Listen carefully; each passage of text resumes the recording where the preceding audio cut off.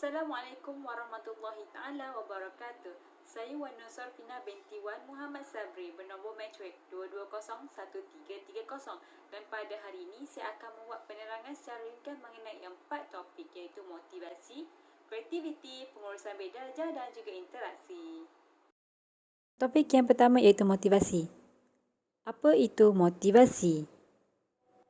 Motivasi ialah proses psikologi yang merangsang dan mengarahkan tindakan manusia secara berterusan untuk mencapai matlamat.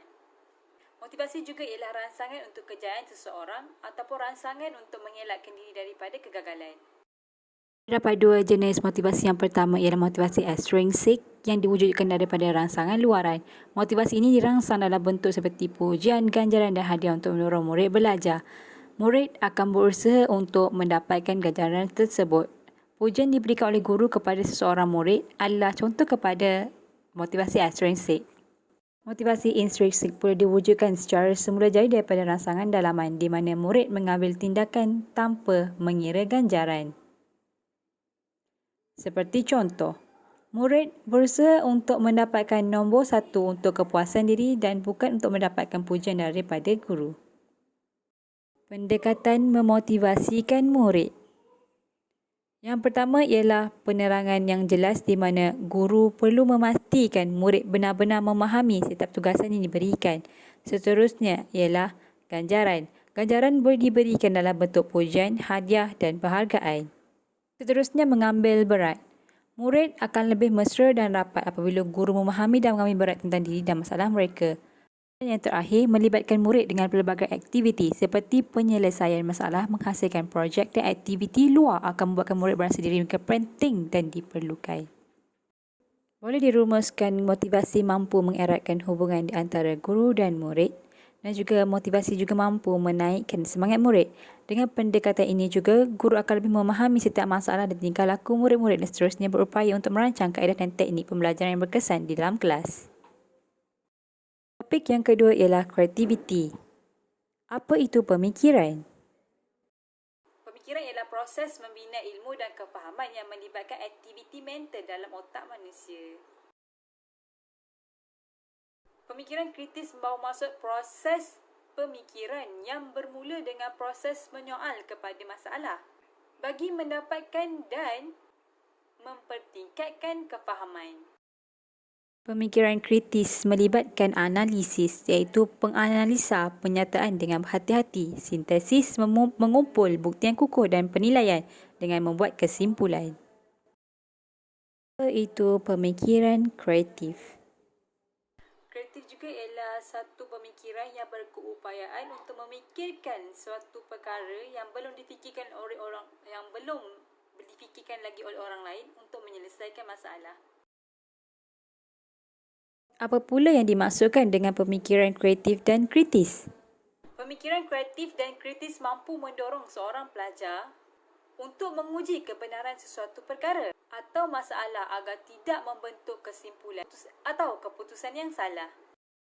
Pemikiran kreatif dan kritis dapat diterapkan kepada pelajar melalui soalan-soalan aras tinggi, aktiviti-aktiviti yang menggalakkan pemikiran dan penyelesaian masalah serta kaedah-kaedah pengajaran yang boleh mendorong ke arah meningkatkan kemahiran berfikir. Pemikiran kreatif dan kritis mampu membantu murid mencari penyelesaian daripada berbagai sudut.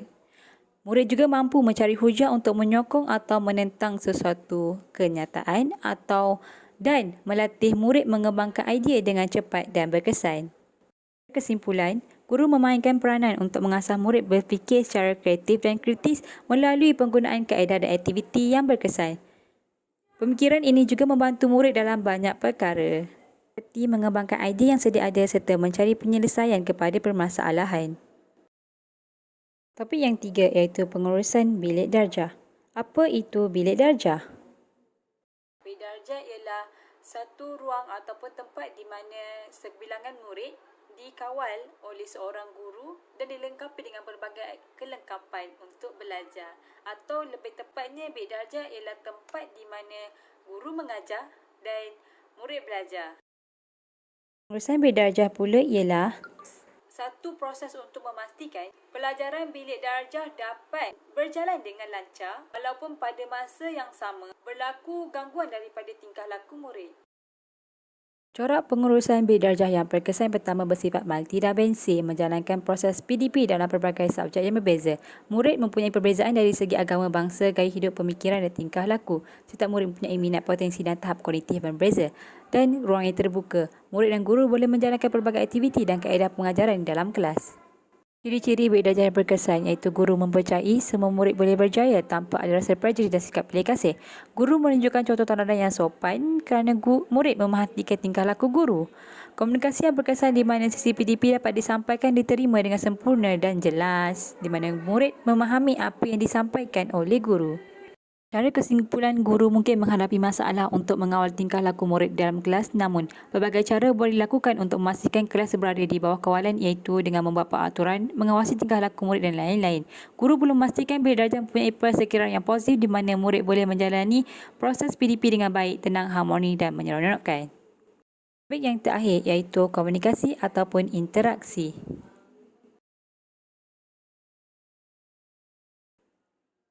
Apa itu komunikasi?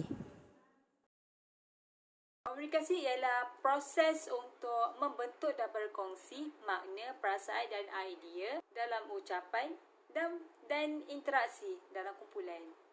Komunikasi adalah sangat penting kerana komunikasi diguna pakai untuk menyampaikan sesuatu maklumat kepada orang lain.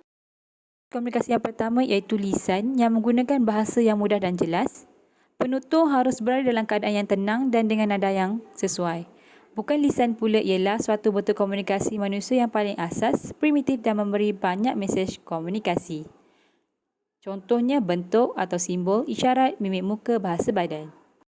Apa pula yang dimaksudkan dengan interaksi? Interaksi pula membawa maksud, tindakan ataupun hubungan aktif di antara satu pihak dan pihak yang lain. Jenis pola interaksi yang pertama, satu hala melibatkan seorang individu, dua hala melibatkan dua orang manusia serta pelbagai hala yang melibatkan sekumpulan manusia. Dengan komunikasi dan interaksi dalam kelas, mewujudkan persekitaran pembelajaran yang positif, guru dapat memotivasikan murid untuk mencapai matlamat yang diimpikan, mewujudkan hubungan yang mesra di antara murid dengan guru serta murid dengan murid dan juga penglibatan murid yang lebih aktif melakukan aktiviti di dalam kelas. Kesimpulannya, komunikasi perlu jelas untuk mengelakkan daripada kekeliruan. Guru dan murid perlu banyak melakukan interaksi untuk mewujudkan suasana kelas yang kondusif serta kekeliruan atau ketidakfahaman boleh diatasi dengan berkomunikasi iaitu dengan memberi penerangan yang jelas dan bertanya jika tidak faham. Sekian sahaja daripada saya. Assalamualaikum warahmatullahi taala wabarakatuh.